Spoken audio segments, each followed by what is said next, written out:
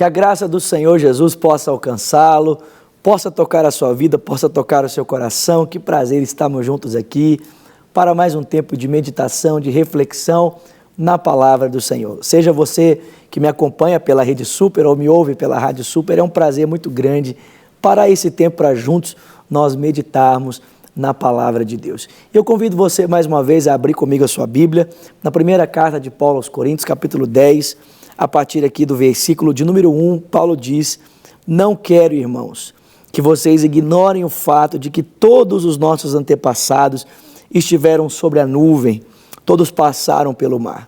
Em Moisés eles foram batizados na nuvem do mar, eles comeram do mesmo alimento espiritual, beberam da mesma bebida espiritual, porque todos bebiam da rocha espiritual que os acompanha, e essa rocha era Cristo. Contudo, Deus não se agradou da maioria deles, e é por isso que os seus corpos ficaram espalhados no deserto. Essas coisas ocorreram como exemplos para nós, para que não as cobicemos, para que não cobicemos as coisas más como eles fizeram, e não sejamos idólatras, como alguns deles foram, conforme está escrito: o povo se assentou para comer e beber, e levantou-se para se entregar à farra.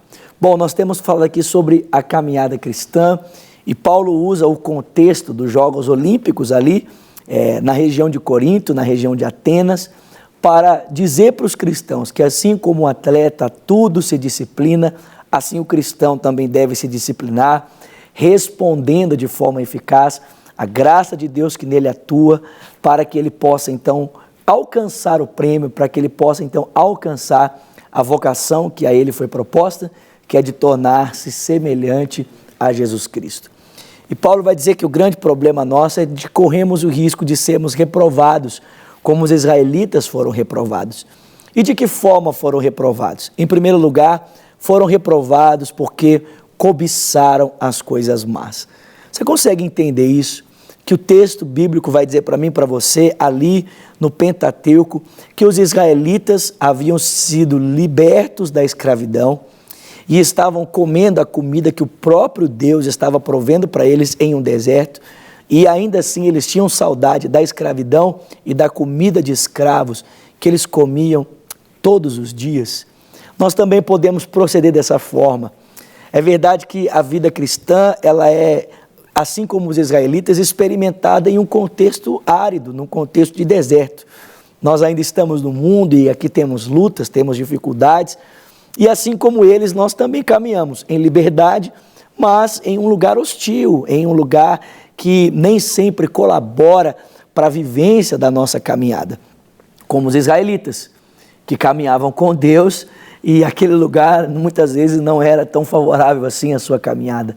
Mas preste atenção, ainda assim nós estamos em liberdade e estamos experimentando da comida que o próprio Deus tem providenciado para nós todos os dias. Mas nós também podemos, como eles, olhar para trás e ficar pensando: poxa vida, que saudade daquele tempo que eu era escravo, que saudade daquele tempo que eu comia uma comida de escravo. Poxa, a Bíblia diz para mim e para você em 2 Coríntios 5,17, que se alguém está em Cristo é uma nova criatura, as coisas velhas já passaram e eis que tudo se fez novo. Olhe para frente, meu irmão, vamos olhar juntos para frente e lembrarmos que Deus tem um futuro para nós, Ele tem um lugar preparado para nós, há uma esperança de salvação reservada a cada um de nós e que então possamos caminhar em direção a essa esperança. Mas os israelitas não foram reprovados apenas porque amavam as coisas más. O texto diz que eles foram também rejeitados porque eram idólatras. E você deve se lembrar, depois de caminharem por 3 meses no deserto do Sinai, eles param então junto ao pé do Monte Sinai, e o texto diz que Moisés então ouve a voz de Deus dizendo aos israelitas que eles deveriam se separar, eles deveriam se consagrar por 3 dias, porque no 3º dia então o Senhor desceria para encontrar-se com eles.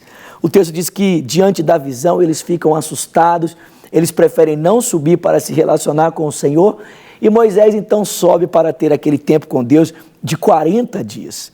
Por 40 dias Moisés permanece no alto da montanha, a montanha continua pegando fogo, os raios continuam presentes e Moisés está ali envolvido pela glória de Deus em completa consagração por 40 dias. E o texto diz que ao final desses 40 dias, o povo que estava no pé do monte reuniu-se e, ao pressionar Arão, construíram com os seus objetos de ouro. Aqueles objetos que o próprio Deus havia concedido a eles como despojo de guerra, por causa da sua libertação. Foi desses objetos que eles então se apropriaram para construir um bezerro de ouro. E o texto diz que o Senhor então disse a Moisés: olha, Moisés, o povo está no pé do monte, e esse povo acabou de quebrar a aliança, violar o pacto. Antes mesmo que o pacto seja entregue a eles, eles já violaram o pacto, eles já violaram a aliança. E o texto diz que quando Moisés desceu, o povo estava então comendo, bebendo e se entregando à farra.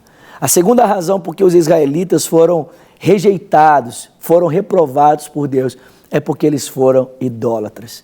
E idolatria não é apenas prostrar-se diante de uma imagem, não é mesmo? Idolatria é tudo aquilo que ocupa o lugar de Deus na minha vida e na sua vida.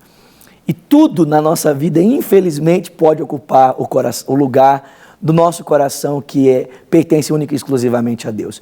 João Calvino dizia que o coração do homem é uma fábrica de ídolos. Nós podemos colocar no nosso coração, no lugar de Deus, um time de futebol. O Cruzeiro, você sabia? O Cruzeiro ou o Atlético pode ocupar o lugar de Deus no seu coração. Ou um outro time, né? Como no meu caso, o Corinthians pode ocupar um lugar de Deus no meu coração. Uma pessoa, uma namorada, esposa, um filho, o dinheiro, uma posição, um objeto pode ocupar o lugar de Deus, um telefone, o seu carro, uma casa. Tantas coisas podem ocupar o lugar de Deus e nós podemos nos tornar idólatras. E eu te pergunto nesse dia, existe algo ocupando o lugar de Deus na sua vida, o lugar de Deus no seu coração? E é muito simples responder essa pergunta, né? A gente sabe quando algo tem ocupado o lugar de Deus na nossa vida, à medida que nós dedicamos tempo. Aquilo que ocupa a primazia, a prioridade da nossa vida é exatamente aquilo que é Senhor do nosso tempo, é Senhor do nosso pensamento, é Senhor da nossa vida.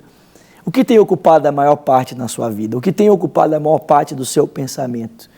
Se não é o Senhor, eu e você temos sido pessoas idólatras. É por causa da idolatria que os israelitas eles foram reprovados por Deus. Às vezes nós pensamos, né? Poxa, eu não tenho nenhuma imagem na minha casa, então eu estou livre dessa questão da idolatria. Não. A idolatria ela pode ser muito mais sutil do que a gente pode pensar. Ela pode ser invisível ou ela pode tomar a forma de uma pessoa, ela pode tomar a forma de um trabalho, ela pode tomar a forma de um objeto, ela pode até mesmo tomar a forma de virtudes espirituais, de coisas aparentemente santas, né? O ministério pode ocupar o lugar de Deus na minha vida, na sua vida, no nosso coração. Que Deus nos livre da idolatria, assim como o coração dos israelitas também foram purificados após a volta ao exílio, para que eu e você possamos prestar um culto que agrada significativamente o nosso Deus, o nosso Senhor. Para receber todas as novidades do canal, inscreva-se e se curtir o vídeo, clique em gostei. Aproveite para acompanhar a Rede Super nas redes sociais.